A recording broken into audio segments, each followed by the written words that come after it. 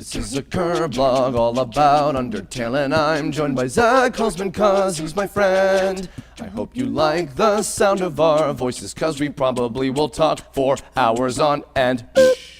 Hello, welcome everybody. This is apparently the week of anything and everything having to do with shit that Toby Fox has worked on, except for the Earthbound thing.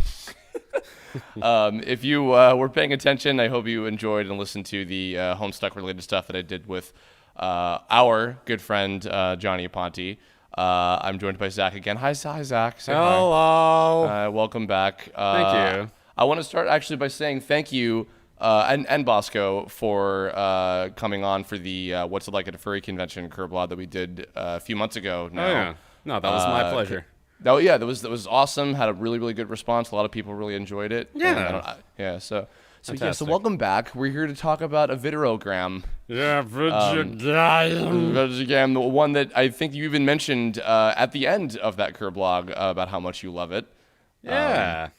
So I thought it would be most appropriate to have you on. So we're gonna talk about good old. It's not old. It's barely a fucking half a year old. Undertale. Undertale. Yes. Woo! So I surprisingly haven't gotten like as many requests by people to do this as a topic. Really? As you might think. Yeah, like I said, I don't have like any one comment of like, hey, can you such and such? I might have, and if I did, then if I missed you, then I apologize. But either way, here we are. So off the heels of the Homestuck conversation, I had mentioned like, oh, haha, one time I was at Otakon and I saw Toby and we hung out for a little bit and he mentioned very briefly about how he wanted to get this game off the ground and, which I would assume at the time, I never confirmed, but I would assume that was most likely Undertale, kind of the early stages of that, because that would have been like, I think like 2012 or 13, I think. Yeah, that's a safe assumption. Yeah, but I think that technically, Zach, your story might begin with mine, because I don't know if you played the demo when the Kickstarter was happening, but you definitely played the game before I did. Mm-hmm. So why don't you start off with, how did you get, tell the world, 1969, how did you get romantically involved with Undertale? Oh, goodness. It was scandalous, really. No, I remember just, browsing Twitter one day. I kept seeing this name Undertale popping up, Undertale here, Undertale there. All my friends were talking about it pretty much nonstop. And I was starting to get a little bit curious about this game. I looked it up on Steam. It was like $10. I was kind of broke at the time, so I was like, if it goes on sale, I'll pick it up, because I'm actually that much of a cheapskate that I wait for things that are only $10 to go on sale. Me too. And then one of my friends was like, the fuck you doing? Just buy the game. Buy game. I was like, okay. So I bought the game.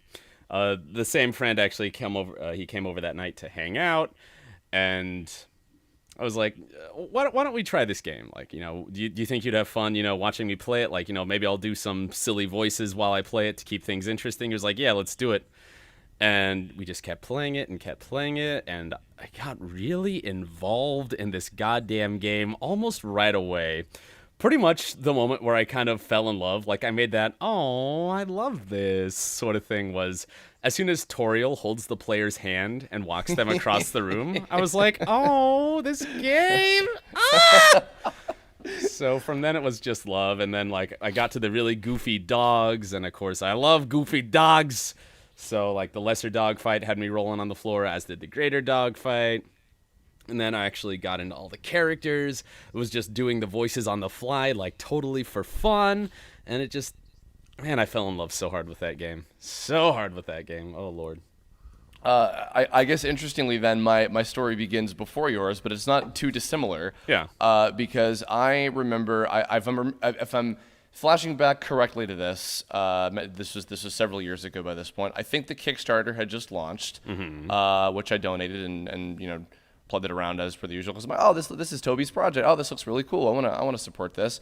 Yeah. And I played the demo of it at the time, and I didn't finish it, which certainly says something, because if I'm remembering correctly, I did in fact kill some enemies in that first dungeon, not truly realizing what the ramifications of that would have been years later when I would play the final game. But you nutty boy! No, apparently, yeah, I'm just an awful human. The worst. So I'm playing through this, and just from like the first moment, I remember it was as soon as I got into battle, after the little first conversation with Flowey. We're not going to get too spoilery just yet, although we probably will as we get along. But the opening with the first conversation with Flowey, meeting Toriel, having those cute moments with Goat Mom, as the internet likes to call her. Yes. I now own a plushie of her, so that's kind of the end of that story. I want I'm that in love. plushie.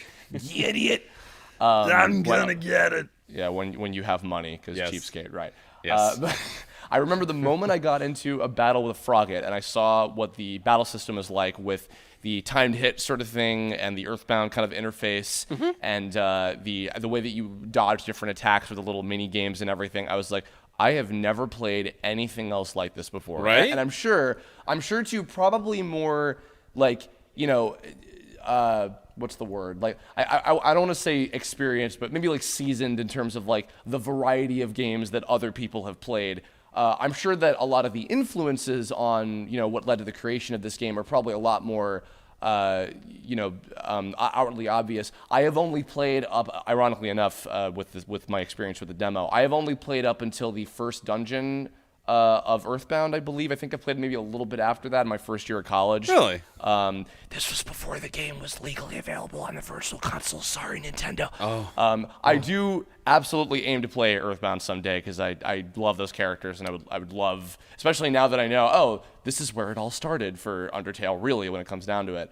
That aside, I've never played anything like this. This is really, really cool. And I think I even remember like messaging Toby like on Facebook at the time, being like, dude, this is really cool. Like, I hope that this does well. This is really something cool you got going on.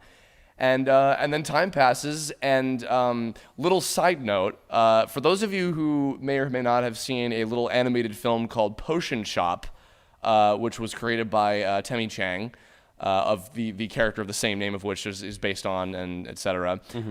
So I met Temmie through my friend Steven, who is the part of the duo of Ivy Surashu, the two creators of the Steven Universe soundtrack, and for Primal as well. Fantastic. Both wonderful people, great friends. I love the two of them to death.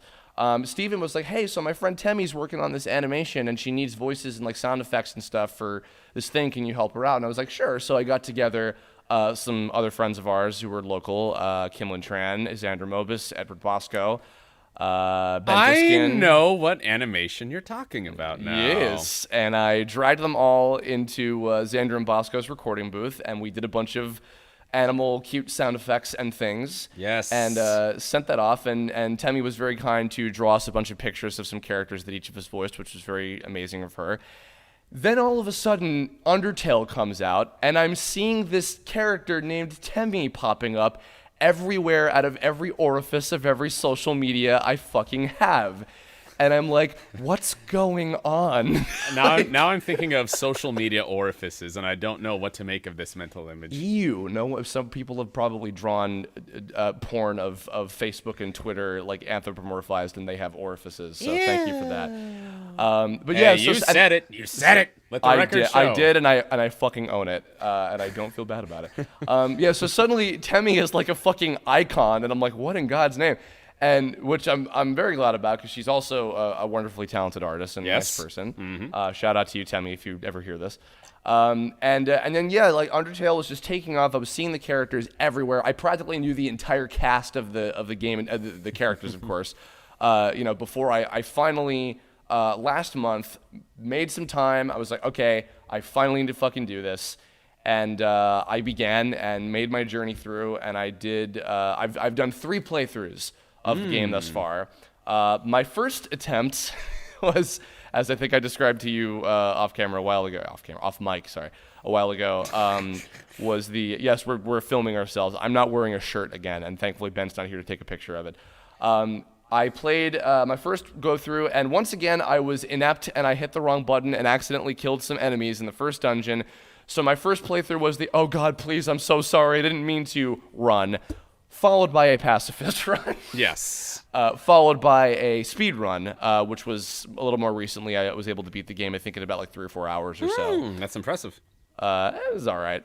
And also I watched a genocide run, and I fully accept that I am an awful person, and a certain character in there who insults me for doing so is fully entitled to do that. You know what? I've never even had the chutzpah to even watch a Genocide playthrough. Though, funny story, I know a lot of the dialogue from the Genocide playthrough because I opened up for custom audio clips on my YouTube page a while back, and all my subscribers kept requesting Genocide Run dialogue. Of course. It was like, I can't Why would say they no not? to this. I can't say no to this. So now I know, like, pretty much all the fucking dialogue from the Genocide Run out of context. So it's like, great. It's interesting too because I watched the Genocide run in between my oh god I'm so sorry I didn't mean to first playthrough run and then the Pacifist run because I wanted to end on a good note and not on a sad note. Because for those of you who don't know, if you I don't know how far into the game you are, if you've not gotten to try it yet or whatever. The kind of magical thing about this game is that literally every choice, everything that you do affects something somehow in some small minuscule way at all. So if you choose the Genocide route and play it like a traditional RPG where you basically kill every and any and all enemy, and not even just that, but you have to go out of your way to literally genocide, kill every existing creature in all of the entire game that you can possibly access, aside from ones that are smart enough to run away before you can get the chance to kill them, then you basically are doing a Genocide run, and the story is completely different.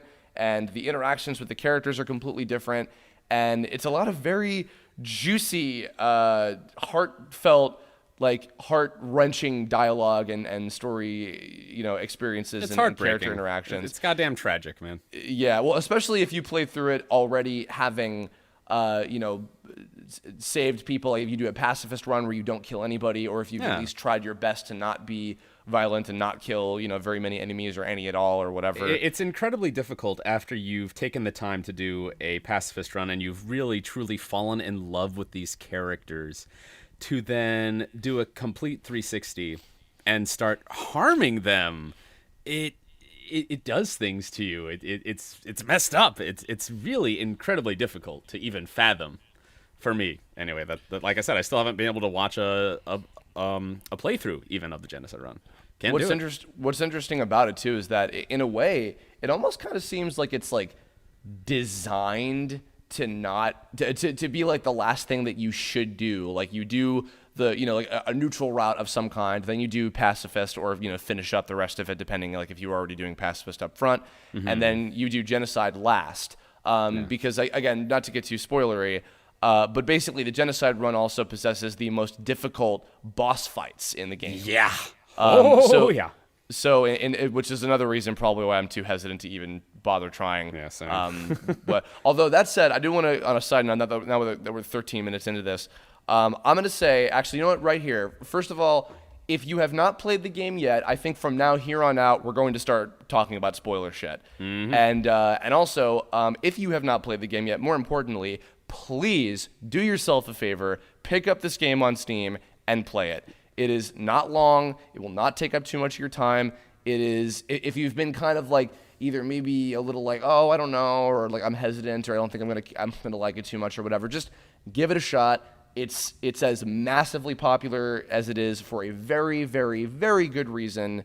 And I very, very much recommend that you give it a shot and play through it at least once to get a feel for everything, and then come back. I'm gonna go ahead and second that motion, folks. Open up your Steam right now. If you don't have Steam, get it. Make an account. Go to the Steam store page. Find Undertale. Spend that $10. Download the game. It'll be the best $10 you ever spent in your entire life. Yes, absolutely. So that said, well, Zach, tell me, because I've been talking for a while. So when you started playing through the entirety of the game, what were some particularly like standout? I mean, obviously there's a lot, but some very standout kind of moments and things, just to, like about the story, the characters, like playing the game itself, like how you as a person were experiencing it, like anything at all like that you want to share. I think the game does an extraordinary job of just pulling you in right off the bat. The moment that I mentioned earlier where Toriel holds your hand and guides you across the room, that happens maybe 3 minutes into the game? More or less. Yeah, more or less. And then it introduces you to this very strange, very curious world. The gameplay is quite addicting right off the bat. That certainly helps because, like you said earlier, there really is no other game like it. And it's so refreshing to people who have been playing RPGs for a long time. Everybody refers to the grinding process in an RPG where you spend 5 5 hours just getting levels so you can beat a boss, and it's tedium upon tedium upon tedium. Undertale doesn't have that, and that's a really, truly refreshing thing for fans of RPGs, and I think even for, gamers in general.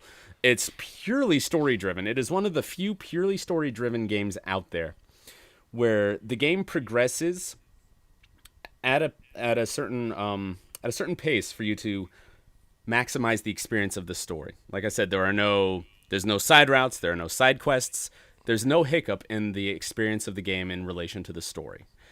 And that's so addicting. And then these wacky, wonderful characters. I mean, the first time we meet Sans, there's the whoopee cushion in the hand, and Papyrus being so ridiculous and so hammy right off the top. Like, the first time you meet these characters, you fall in love. I don't know how Toby does it, but he is amazingly good at making you fall in love with his characters. And then once you peel back, you get a little bit further into the game, the meat and potatoes of the plot starts to sink in. There's one moment that I remember in particular. It's when you're about to face Asgore, and you're going through the corridors, and you're getting the storyline from all the different monsters who you've encountered in the game, one by one. The literal Undertale. Yeah, the literal Undertale. While that amazing, sad, beautiful song plays, I'm tearing up just talking about it. Pardon me. Just thinking about that song, I get teary-eyed. You should see me when that song plays. I start bawling like a baby, like tiny baby man. When you're streaming, does everybody watch know that you're like? Oh God, yeah, no. When I stream Undertale, people know we're gonna watch Timber cry at some point. And by the way, there might be another one sometime soon. Oh shit. Anyway, yeah, and it just gets really emotional and really powerful and really heartfelt, and it's just an experience. It's not a video game. It's an experience. It's a work of art. It's probably the strongest argument that I've ever seen for video games as art. Like are they art or not? Like, exactly. Consider them. Yeah. The first one that I would point at, maybe aside from like the Silent Hill games, I would point at Undertale right away. It's interesting because I haven't been making like as much time for games in the last several years. Same, honestly. And like the last few that I was making time for of my own accord were I played Pokemon Omega Ruby while I was away for the Christmas vacation. Mm-hmm. And before that, I was like surprisingly addicted to Mario Maker for Wii U when that came out, and that was actually right around the time that Undertale had also released. And I knew I was definitely going to play it at some point, and I knew that I was going to love it and it was going to change my life because that was kind of the general sort of like notion that I'd gotten from most people I know who are all like, it's the best thing ever. It really and I'm like, is a life-changing game, isn't it? It made me think. It changed the way I think about playing games and also making games. As I've been getting a lot more into game development through stuff like Cryamore and like A Hat in Time and Black Hole and stuff like that. And just seeing the process that goes into that, and also. Game Maker is a relatively, like, I don't want to say antiquated because that's not the right word, but yeah. It's not as dynamic of a game development piece of software compared to like Unity and stuff like that. No, it's very. I think you could say it's straightforward. I think that would be accurate. Sure, and Black Hole, if you guys haven't played that game either, which also would recommend that on Steam if you haven't, was also made in Game Maker, and it's surprising to me when like people can utilize it to its fullest and do such inventive shit with it, because with in the case of the gameplay, which you were talking about before, again, like I'm sure if I have played like a lot more other types of games that and specifically like other ones that I'm sure were like big influences on Toby's creative side, I'm sure I'd be able to more appropriately get, okay, this is like Earthbound crossed with this and this and this and this. So part of it, I'm going to biased interject in here, and I'm actually going to sure. say I think that comparing Undertale's gameplay to other games in a way kind of cheapens it because it is so original and so different from anything else out there that I'm not even sure that really pointing at the influences of it really does it justice, because it's totally its own entity. I think it is probably the one time in gaming where you're going to see a truly original idea pop up after, all the pioneering groundwork has been laid, for years and years and years now. And here comes this thing that is truly one of itself. There is nothing else like it. Well, for one thing, it's interesting you talked about the grinding stuff. I mean, RPGs have changed so much. I mean, when we get stuff like when we get a traditional turn-based RPG game like Bravely Default, which is a classic grindy type level up. Yeah. Turn-based kind of game, which is totally cool because the whole point of that game coming out was people were like, we miss those kind of games, and nobody, not even Square, makes those anymore, really. Yeah, I don't mean to sound like I'm trashing grinding games. Oh no, not at all. They're not my thing personally, but I can certainly see how yeah. folks enjoy them. I mean, outside of the Final Fantasy series and those old Square games, Chrono Trigger, Chrono Cross, so on and so forth. I don't really do a lot of grindy type RPGs, but I can certainly see the validity in them. So, sure, and also I think them. RPG games have also evolved to Pokemon games are balanced so much more to where I don't think like X and Y as of recently, where you don't really have to grind that much, and it's much easier to level up. So just the experience of that, for instance, is just like, because like with a game like Pokemon, it's like the experience is the social aspect and the collecting and what you're making of it. Yeah. Undertale is a game where as you were saying before, it's built entirely around the story experience. Which typically RPG games, obviously the gameplay has to be satisfying, but typically what I take away from RPG games is that it's the story that is at the forefront in terms of the enjoyment. That said, because I haven't seen very many people like critical of Undertale's like combat system, but the bottom line for that one, influences aside, it's very, very satisfying. It is. Like when I did the speed run version of it, where I was just skipping through all the dialogue as I had already had the story experience, I was just getting a shit ton of enjoyment, like going through the battles and fighting the bosses and dodging the different attacks and the hair trigger kind of controls with moving the heart around and dodging all the bullets and blah blah blah. That that in and of itself, that's super satisfying, which is extremely important for developing any good video game at all. Absolutely, yeah. So yeah, it was a great experience, and I spent about a week and a half going through the whole thing, and then doing the pacifist run, like a full pacifist run from start to finish after that. I'm actually going to go ahead and say that I think the other really truly great thing about the combat system is that it takes this very, very simple. It's a very simple, I again use the word straightforward, idea at the beginning. And then the game builds on it and builds on it and builds on it and keeps building. Each boss fight changes the rules, which is so fascinating. It's truly that's the talk about video games nowadays. Where the boss fights, they always have to be different. I think Shadow of the Colossus kind of really started that whole idea.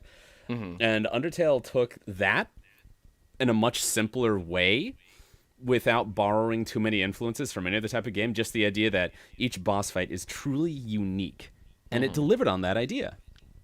And even to a lesser extent, the enemies too. I mean, I actually love whenever you fight Sundar Plane. Oh God, Sundar Plane. In I think at the outskirts of the core in Hotland, where you have to go near it. Just the cleverness of that puzzle, that's so cute and that's so funny, and having stuff like that for every individual enemy, and each of those individual enemies have their own kind of personality and almost kind of a backstory and everything. Because when I did the first playthrough and I accidentally killed, I think it was a Frogget and a Whimsum, I think. And maybe one other enemy. I think one of the Vegetoids. And then the dialogue that I got from Flowey after I defeat Toriel and don't kill her and I spare her and I go up into the next part of the monster world. In the underground, then Flowey is lists off all the enemies that I killed. He's like, don't you think that they had Toriels waiting back home, or they might have been somebody else's Toriel, and you just straight up killed them, not even thinking about that, they were just cannon fodder? And I'm like, oh my God, I never thought of it that way, and that makes me so sad. Toby did a terrific job of if you do things in the game to hurt characters, the game is gonna hurt you back. Yeah. It's going to make you feel like a goddamn monster. Yep. In every sense of that word, in fact. Yes, exactly. I mentioned earlier that I now know all the genocide dialogue out of context. Mm-hmm. And, oh, God. I'm not going to go too in depth here, but, you feel like the worst person on planet Earth as you're doing these horrible things. Well, and the note of the characters and, just your kind of attachment to them. I mean, Something kind of interesting. I didn't hit up this too much in the Homestuck Kirblog, but a little bit of what Johnny and I talked about is the kind of openness to interpretation with the characters. Oh, yeah. In which Zach, remind me, were you much into Homestuck? Like, did you read much of it at all or anything? Not really, no. Okay, well, because what's kind of interesting about that, and I'm sure that just being so heavily involved with it was probably also a big influence on Toby's development with like his creativity too. I would wager to guess that was a big factor in Sure. itself. Andrew Hussey's characters are much like the Undertale characters, very, very clearly defined in the way that they speak and what their personalities are, without the use of basically anything audible, except for maybe arguably like their music, which is also the case for Undertale as well. In both the fact that Toby can, he wasn't the sole musician for Homestuck, because there were a few other guest musicians as well. But in the fact that there's no voiceover in either of those, right? None at all. No. But like the second that Sans and Papyrus, obviously. Yes. The second they show up, you get those characters. Like, you get exactly what they are, you get what their personalities are, you get their manner of speaking, you get their disposition and everything, and it's just so upfront. But it's still very open to interpretation how they actually sound. I think what you mean is that based on your own life experiences, based on everything you've experienced in your own personal life up to that point, somehow these characters manage to be universal to each individual's life experiences. Absolutely. So regardless of where we've come from, we still fully understand these characters right off the bat. Yeah, and like everybody from fucking the Skeleton Bros who were there consistently to fucking Doggo even, who's there for like a scene basically. Yeah. Like, they're all so like individualized and unique, and like their designs are so much fun. Characters. Yeah, and like I don't know, it's interesting because like there's very few people I know who would like go through this entire game and not take away with like at least one character that I'm like, that character was really funny to me, or like really endearing to me, or really cool to me. Zach, obviously you've done a lot of different clips on your YouTube channel. Quite a few, of voicing lots and lots of different characters and doing your own kind of interpretations of what they would sound like. Even past that specifically, of like from a performance angle, who are some of your personal favorites, like the entire cast of the game? If you held a gun to my head and told me, Timber, if you cannot tell me your favorite Undertale character within 3 seconds, I'm gonna blow your fucking brains out. I would have to say Sans. Okay. But the real answer is I love them all and they're all great. Well, obviously Sans has much mystery and intrigue. I think that's why he's so interesting to me. This is a little self-serving. It's also the voice that I'm the most proud of out of all the ones that I've done. I think I've consistently done some of the best acting that I've ever done when I play Sans on those silly little clips. And honestly, that's mostly why I keep doing them, is because it's such a good acting challenge, because the dialogue is so deep and so emotional that it really forces me to be the best actor that I can be in order to play these characters. But Sans, it's the sense of humor. We haven't mentioned much the humor of the game, by the way. The game is hysterically funny. Yeah. When it's not breaking your heart, it's making you burst a fucking gut. It is incredibly funny. Kids, don't drink bottles of ketchup, by the way. I mean, and like the humor, it can be sophisticated at times. At times, it's incredibly lowbrow. It just runs the full gamut, and it's always funny. Like, it never tries to be funny. It is just always funny. God knows how Toby did it. He just naturally has this quirky sense of humor. And, it's one of those rare gifts that I think very few human beings on planet Earth have. And somehow Toby has that gift. Well, I mean, obviously, there were definitely some other folks that helped with the process of creating the game. But the fact that Toby is like such a multifaceted, I mean, the only other person that I've met who is like a musician first and then a game designer second is Andrew Allenson, who I worked with on Y2K. Who is also an amazing talent. And, when I meet people in the game development world who are like, jack of all trade, people who are, they excel at all of the 700 things that they do, whether it's programming, art and design and music and writing, and like all those things come together. And then obviously, even having like a great crew to back them up. Like Temmie did great designs. Magnolia, who's one of the other co-character designers, et cetera. A lot of I'm sure even like the people that he had testing the game, for fuck's sake, like it all comes together. But yeah, the fact that like Toby is so good at all those individual things, and they all shone so well in the final product. It's like I remember like when I finished through the game, when I finished like the true like the pacifist ending of the game, I hadn't like contacted him like in a while, and I reached out. I was like, dude, you are fully deserving of your success. This is a wonderful experience. Thanks so much for making this. I just wanted to even fucking like put that out to him, because I from what I took away from it. People are taking some really amazing things away from this game. I remember a while back on Twitter, Toby was tweeting about, the awards and the accolades are nice, but what really counts to him is when somebody comes up to him and says, Undertale made me want to be a better person. It made me want to be kinder. It made me want to be more thoughtful.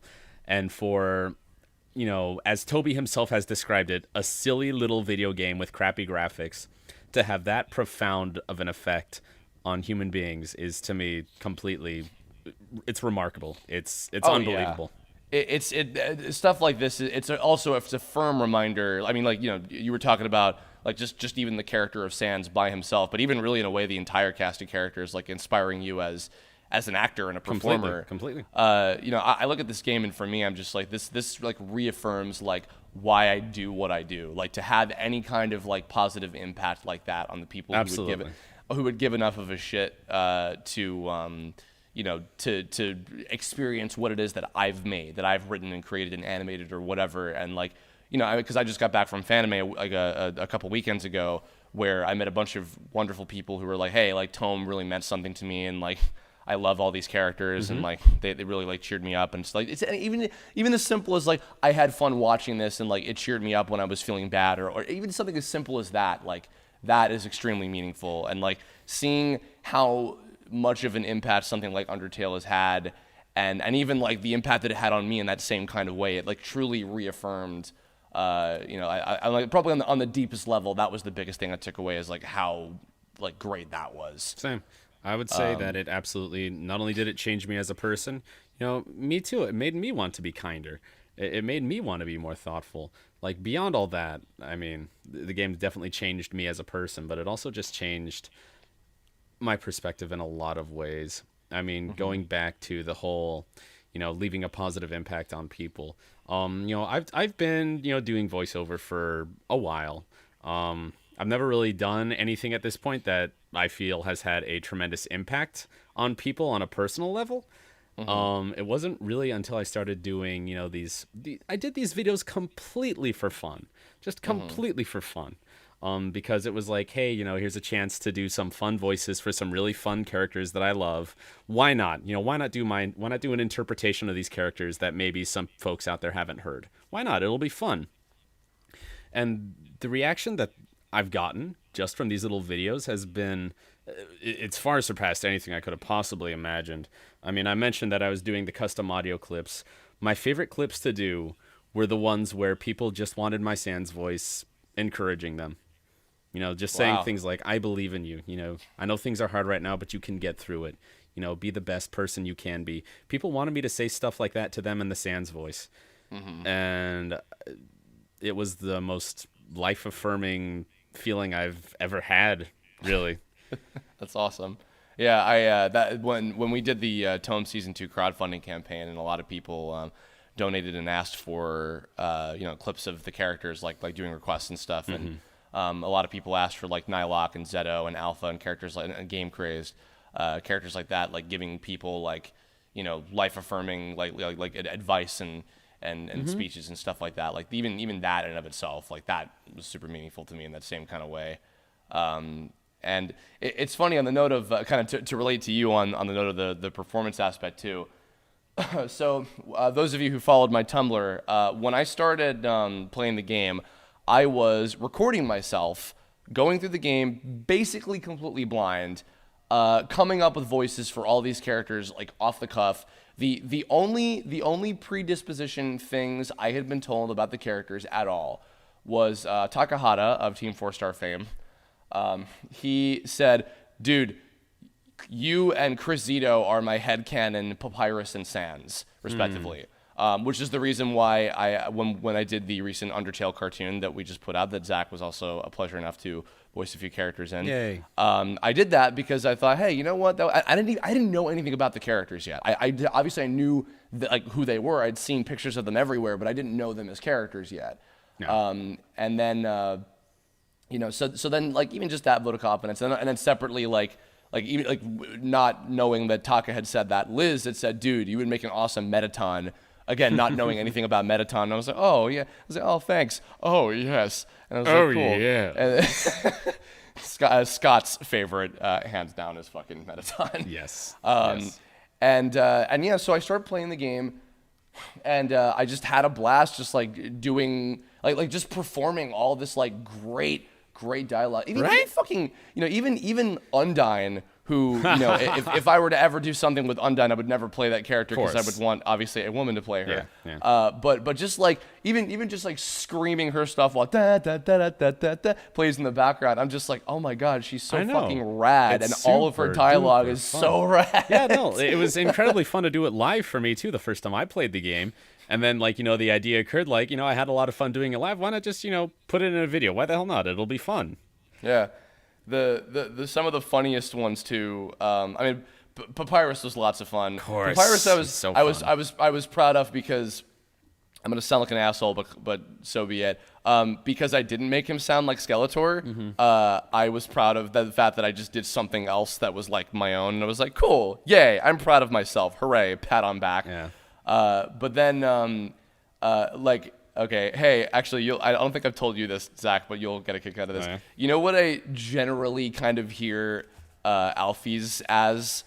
I don't want to say flat out Charlie Adler doing Cow. Oh my but God. But something kind of like, probably like, performed by an actual woman, but something like that. So like delivery is just, God. Yeah. And then, and see also the funnest, probably the one that I had the most fun performing overall, but not one that like if I were to do something else with it, like cast myself as, was all of Flowey. Yeah, Flowey's tremendously fun. Yeah. And when I say that, I mean, fuck it, we're talking spoilers here. Azrael, all forms of that character collectively was so much goddamn fun. And then as of recently, and a person who is currently now playing through the game because I got him to buy a copy and he's playing through it with his girlfriend. Suddenly the idea of Ben Diskin as Flowey, as in all forms of him, like Photoshop Flowey, regular Flowey, Azrael, little kid Azrael, and then God of Death, final boss Azrael, like Ben as all of them collectively. I had like a fan jizz over like how fucking cool that would be. And here's the great thing about the whole doing all the different voices for all the different characters. I actually don't like the idea of a headcanon voice. This one person is my personal choice for this voice of this character. Absolutely. I mean, these characters are so wildly open to interpretation. I think the more interpretations of these characters that are out there, the better. Mm-hmm. Like I wish more people would do this because like it's so fun to hear I know how I do these characters, like now how does Chris do these characters, how does so and so do these characters, because it's this unique opportunity where a truly great character does not have a canon voice. Why then assign them a canon voice? Why not just let it be there are all these wonderful interpretations of this character out there and they're all fun to listen to on their own merits? Like, why can't that be a thing? You know what I'm saying? Well, because that's also part of the value of the fact that there is no voiceover in this game. Because, exactly. So Undertale is the first thing, I think, since maybe Scott Pilgrim, that where it's been a pre-existing form of media that has like the script and the visuals and everything and no voiceover to it, where I'm like, my God, I wish I could like do an animated series based on this. Not since like Scott Pilgrim like took over the fucking world did I have that feeling until I played Undertale in the last like month or two. And then it wasn't until later that I remembered the conversation that I had with Hani, Saffron Scarf, about when I wanted to do like an official audiobook of Homestuck, which is again another great set of characters that have no established, well, even with people like Octopimp and Justin Briner, who's our pal, and and General Ivan, another friend of ours, of course, and even with like the more popular people that do official clips or that do unofficial like fan clips and things of different characters and stuff. And I don't even think that any of them, and certainly not you either, because you were telling me this when you came to visit here recently. I don't think anybody wants to be the canon voice of these characters. Yeah. No. And if they do, then fuck them. But I haven't seen any. I haven't seen anybody like actually be like that. If I ever see anybody proclaiming themselves as the unofficial voice of Sans, I'll be like, honey, please. Yeah. It's like getting fucking in line with like the 20,000 other fucking people. Honey, get that shit right out of here. Yeah, and that's the thing is like because on the note of the of making an adaptation of it, I think it's great that people do like fan cartoon. I had tons of fun doing like my little cartoon like in like a couple weeks of doing that, and like doing the little offhanded recordings of myself on Tumblr and like drawing fan art and stuff like that. It's awesome. I don't want anybody to get the idea of like you shouldn't be creative with your stuff. Absolutely not. But what I'm saying is I think that having like an official like. And actually, not even just the like official voices, quote unquote, but even having like an animated series, I feel would take away from like the kind of value of the medium in that it's completely open to people's interpretation of not only what the characters sound like, but what you, as the person that controls the human, how you unfold the story. What happens, what these characters say to you, what happens to you, who you interact with, and who you kill, who you don't kill, what you buy, what you do, what side ventures you go on, etc. It is completely up to what you do. So even if it was just like as basic of like a adaptation of the Pacifist one or whatever, like as a cartoon series or whatever, if anything, I feel like that would just take away from, well, just play the fucking game. Yeah, play the game. You know what I mean? Let it be your own experience, because that's what the game is designed to be. Yeah. It's designed to be your own personal experience. It gives you this wonderful world with these wonderful characters, and it just turns you loose to experience it however you want to experience it. Like in my case, for instance, like maybe this might even be a little bit of like an equivalent to like the just the creativity and like just the fun of like getting to fuck around with the characters. I thought about like, okay, I see a lot of people do like, they'll just like flat out do animated versions of, scenes from the game, which are awesome. Yeah. I mean, I'm sure a lot of people have seen like that amazing animatic of like the Metaton fight. The Flowey transformation animation. And that as well. Yeah, there's like a CG animated version of that. There's like an animatic of the Metaton fight. There's like a version of the Undying fight as well. Somebody did a 3D CG animation of the Sans fight using my voice clip, which I thought was really neat. Like that was a lot of fun. Oh, cool! I haven't seen that. I've seen the low poly Sans fight, which was by the Regressor, who's also stupendously talented. You have to link me to that one because I'd like to see. Yeah, that. will do.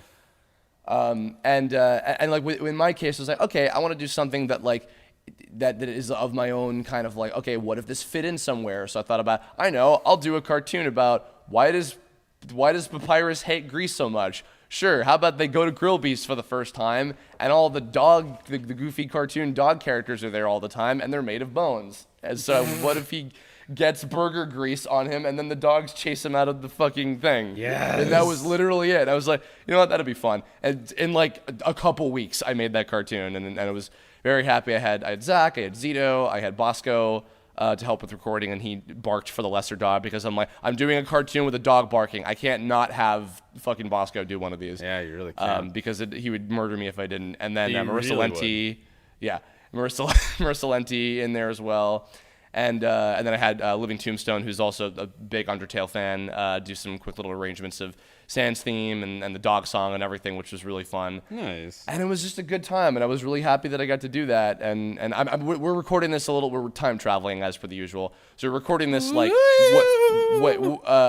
way ahead of like when the cartoon comes out. Hopefully you've all enjoyed it. I'll have an adaptation to it linked on the video for you to go check it out. And of course I'll have links to Zach's stuff as well for you to go check out his clips and everything.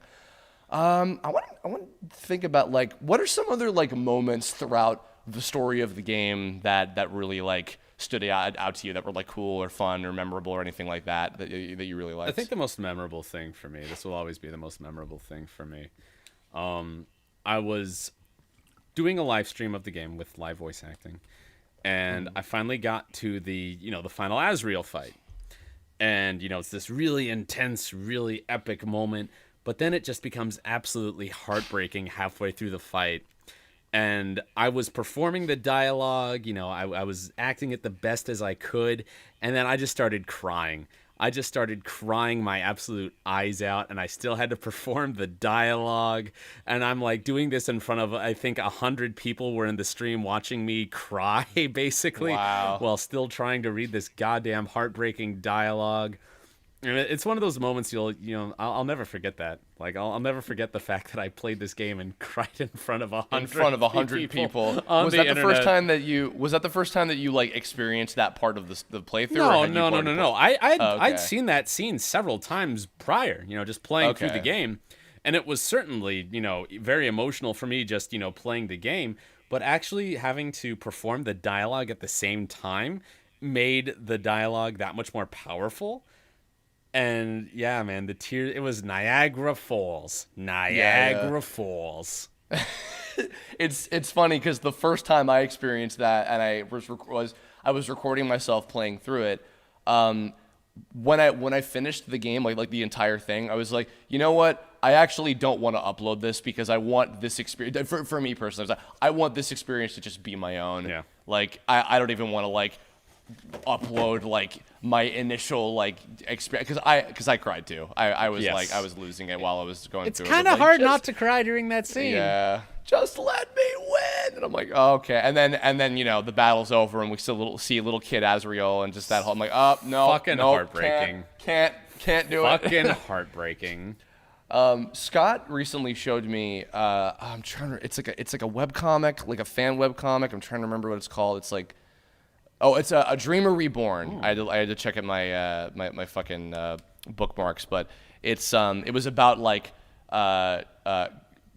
Kara as they existed, I guess, if you want to put it that way, and then like and Asriel like when they were kids and everything, and it was really cool. I saw some little bits and pieces of that.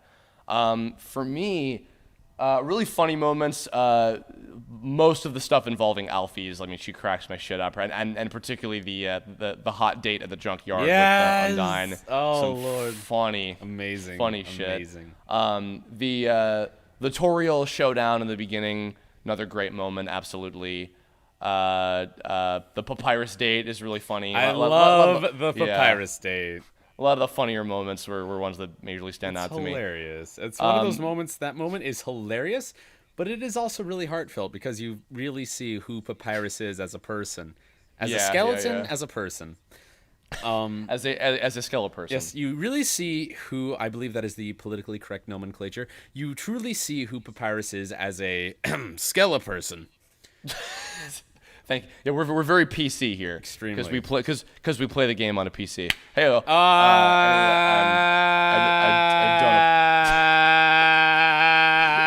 that was this is Continue. the sound of Sundar plane fucking crashing. This is the sound of agony. Continue. God, what else? Having not played through it myself, I guess I feel like ashamed to say this, but Undyne's speech as they transform and the to genocide that. run. Yeah, Yes. the undying scene. And like those two tracks leading up to it as well. I'm just like, oh, okay, are just incredible. Yeah. Probably the coolest boss fight, like in terms of like the gameplay, like in and of itself, what you're gonna say. Is for my favorite one was the Metaton boss fight. That's a good one. What's your favorite boss fight? I could have sworn you were going to say Muffet. Muffet's really cool too. She's not my absolute favorite one, but she was a really fun one for sure. That's a really good one. I was stoned for my insolence by Tomar at a party recently when I said that I like the dummy version of that battle theme more than Spider Dance. Because apparently Spider Dance is the one that I'd like, no, that's the better one. I'm like, but I like actually, no, you know what? Special mention to the fucking Mad Dummy. I love the Mad Dummy. I love the Mad Dummy. That was one of my favorite videos to do too. Cause like I just get to scream like an idiot the entire time, and it's so tremendously fun. Oh God. And also, and this kind of ties in with then I was going to ask the next question of favorite music tracks, like overall. Bergen Trucking and Asgore, that moment at the end, like leading into the boss fight with him, is just like Unbelievable. ooh, holy shit! I love his theme to death. Asgore's boss theme is absolutely, it's breathtaking. Is that which is your favorite track if you had to pick like maybe like a few at least of throughout the whole game? My favorite Undertale track is Undertale. Okay, awesome. Hands down. Like I said, I cannot hear that song without getting Without extremely crying. emotional. Yeah. And then some other favorites are Hopes and Dreams, the one that plays during the final Asriel battle. Love that song. Love it for days. Yeah, the Asgore theme is brilliant. I mean, fuck, all the goddamn boss themes are fucking brilliant. The Sans fight in the Genocide Run, fucking brilliant. The Toriel battle theme, fucking brilliant. Like, they're all so good. It's nearly impossible to like choose a favorite. A raw cool moment for sure as well is the Photoshop Flowey, which actually I'll even say to you, Zach. So your because I think you even described like my Flowey voice is like kind of like unexpected from what most people usually think of. It's very different. Yeah. While it is not what I typically think of for that character, Most people that the laugh that you did for the Photoshop Flowey scene, sometimes I'll just go back and just like listen to that again because it's so fucking cool. I am very proud of my psychotic laughter. That is something I spent many years practicing, believe me. Well, we can blame the fucking Joker. We can blame the Joker. Thank you for that sample. You're welcome. Photoshop Flowey, and also that music, particularly the piano version, led into like the just fuck everything. You're fighting back and you're killing Photoshop Flowey. That whole like fight, like, the end of the neutral run, I suppose you could say. That in and of itself is fucking badass. And then also. The hangout session with Undyne was just adorable. Fucking Papyrus jumping out the window. I have to go to the bathroom.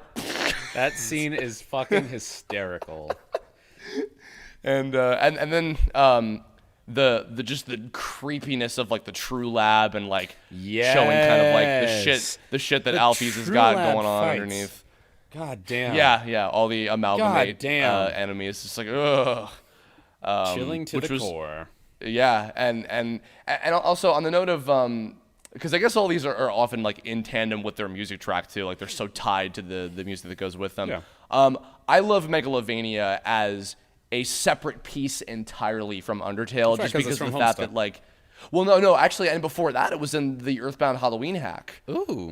So the fact that like it's a consistent because I can't even imagine. Toby's had that tune up his sleeve for a long time then. Oh yeah, and like I can't even imagine like for probably the many Homestuck fans that probably all played the game on day one that were like massive followers of Toby's music to get up to that point and hear that song.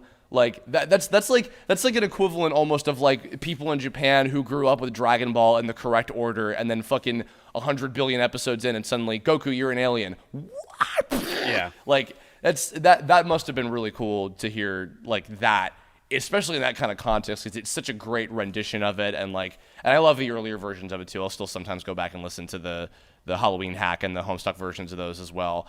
But yeah, that one as a song, I love that one to death, but I also love it separately from Undertale compared to all the other stuff. The credit sequence, which includes the last bit of the Save the World track fun. in it. Yes. That whole thing. And I don't know if I'm sure you probably have read this somewhere, but like in the very last part of the credits where it's the special thanks flying everywhere and it's that little bit where it's just raw piano and it's just a recording of Toby playing the piano.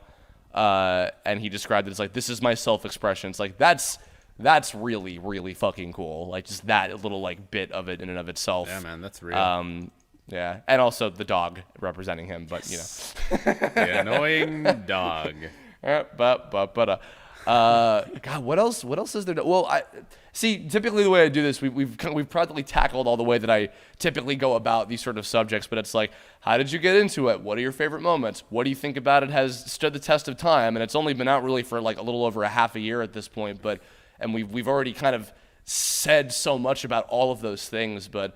I don't know what else is there really about this game, this experience that you think really like why it is so deserving of like the massive amount of success that it's accumulated so quickly.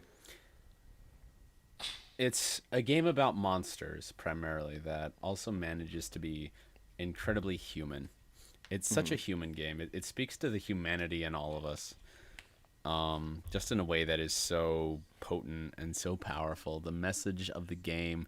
I mean, I even think there is no real concrete message. It is just kind of whatever you take out of it. But what most people tend to take out of it is just this incredibly positive, life-affirming, like I said, human message of like we're capable of being so much better than we are. And be nice to people. No, not just be nice to people. Like, Don't kill people. well, no shit, Kerbifer. It's so much more than just be nice to people. It's just be human. Be a good human. Be the best. Yeah, God, so many words. Like, I'm not even sure how to properly phrase it. It's just one of those things where it's hard to put into words, but when you've experienced that feeling after you play the game, you just know. Like, you just know that feeling, and that feeling stays with you pretty much forever. I don't feel like I will never forget this game for as long as I live. Yeah. It has reshaped my life. It has changed my life. It's changed me as a person. It's changed my fates. It's changed everything. And I know that a lot of other people who have played this game feel the same way, that it's just changed everything for them. If anything, too, what I'm really kind of hoping is that, I hope that it not only us and the people who just play it as a game, I hope that it also changes, even if just some small way, and maybe it kind of already has for all I know. I hope that it changes the scope and the production of games in general, and like the idea behind them, because I think that if people think differently about interactive experiences and those kind of things with the art of creating video games, because I would say video games are art, even though they're interactive. They are still like they're a form of expression. Absolutely. And they can be as powerful and as impactful as non-interactive experiences. So yeah, I certainly hope, and again, like I said, maybe it already has. Maybe a lot of the bigger companies are looking at this and being like, wow, this is wow. I think a lot of big companies are looking at this game. It's made a lot of waves. Yeah, and a lot of money. Yeah, and I'm happy to have. I'm glad that I was able to, even I don't even remember how much I donated, but just even like a little small amount to the Kickstarter when it was going on. Yeah. And I bought the game and the soundtrack separately. I didn't even end up like getting the fucking bundle, because I think I ended up just like I beat the game and I was like, I want to own the soundtrack immediately and not just fucking look it up on YouTube. And then I bought my Toriel plushie while I was at PAX East, and that was awesome. I'm gonna buy the dog pins. I'm gonna buy the dog Yay! pins. And one of the t-shirts probably. And the plushies probably. I'm gonna buy it all. Buy it all forever. I guess that's kind of all there is to say for now. So Zachariah, would you like to give a little? I mean, obviously, I'm gonna have annotations up, but would you like to give a little plug to your personal stuff where people can check you out and see all your Undertale and not Undertale related things? I mean, sure. I'm so bad at self-advertisement. I do the voices for the video games. Currently, it's mostly just Undertale-related dubs on my channel. I'm going to be trying to expand that into, like, maybe some streams, maybe some more video games, like some retro video games where the characters didn't have voices, or newer indie games like Undertale where the characters don't have established canon voices, and just kind of throwing my own interpretations of them at the wall and seeing what sticks. But again, more so than checking out my stuff, I do want to emphasize to everybody that there is no right or wrong voice for these characters. Everybody has their own idea of these characters, and every idea, so long as it is well acted and well executed, should be equally appreciated on the exact same playing field. Because like I said, this game is such a personal experience for a lot of people, and certainly the voices are also very personal to these people, like, where their inspirations come from for the voices they choose for these characters. Very deeply personal. And so in many ways, when you're watching a dub of somebody who's doing an Undertale voice, like, you're kind of watching an expression of themselves in a very deep way. And so, like, please keep that in mind. Like, don't go around saying, like, so-and-so did this better than so-and-so. That's bullshit. That's complete bullshit. Each interpretation should be viewed as its own merits. I agree, and everybody, I think this is one of those things where, like, it really is up to each of you individually to take away in whatever way, by all aspects of this experience, like your own experience. So I would say here to that. I would also recommend any of the Paper Mario games for if you end up doing that for your streams, because those are those have much to have fun with, I will say.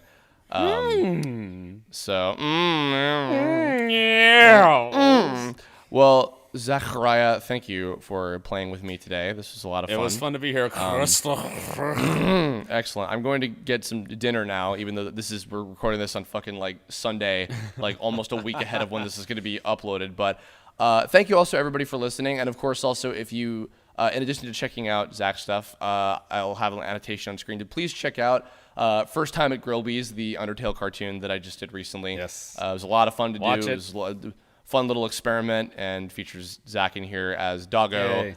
And is Dogami the guy one or the girl one? Doggerisa is the gal. Doggeressa. Okay, so you're Dogami, and myself and Chris Zito of Parody Rangers fame as the Skeleton Bros, and it was a lot of fun. So I hope you enjoy it.